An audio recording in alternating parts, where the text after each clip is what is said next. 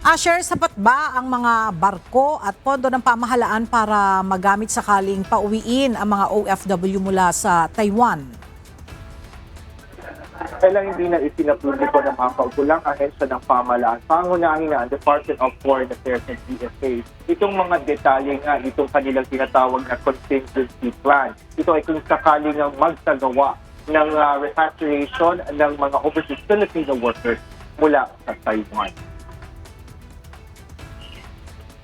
Kumpiyansa si DFA Secretary Maria Teresa Cez Lazaro na may plano sila na nakahanda sakaling tumaas ang tensyon sa pagitan ng China at Taiwan. Kasabay ito ng pagdinig ng Senate Committee on Foreign Relations kaugnay ng One China policy na nag-aangkong sa Taiwan bilang bahagi ng China.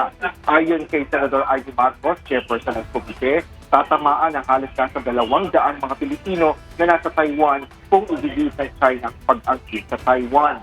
Habang nasa nais namang TFC ni Senador Robin Padilla ang kahandaan ng pamahalaan sa naturang sitwasyon.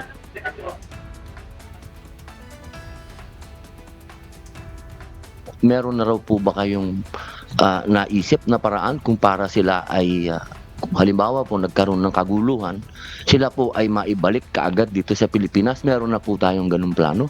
Ang dami-dami po nun, 180,000 paano nga iuwi lahat Actually, yan? Madam Chair, Senator Padilla, you'll be surprised but we have been talking since early this year for a contingency plan. Meron po, of course kasama po namin ang mga security agencies. Hindi namin ho magagawa yan. Pero meron po. napakarami, wala naman tayong ganyang kadaming barko. Pero meron talagang marami din ho silang alam na paraan at nagtulungan lang ho kami.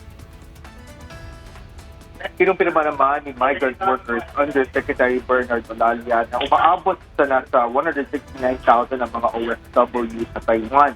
At sinasabi rin ito na handa ang mga kaukulang ahensya ng pamahalaan sa posibleng pagpapauwi sa mga OFW. Yung contingency plan, and we can discuss the details in executive session po, no? We can activate this at any point in time whenever there is an urgency to repatriate yung ating pong mga Pilipinong nagtatrabaho po doon, no? So meron po kaming crisis management team at ito po ay in place na. There's a structure that we'll just have to follow.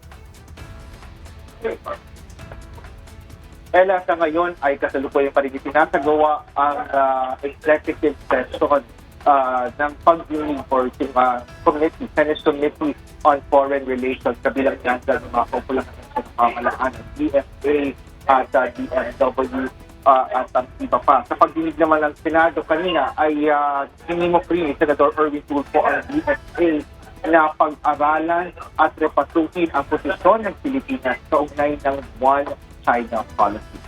Yan ang latest dito sa Senado. Balik sa'yo, Ellen. Maraming salamat, Asher Cadapan Jr.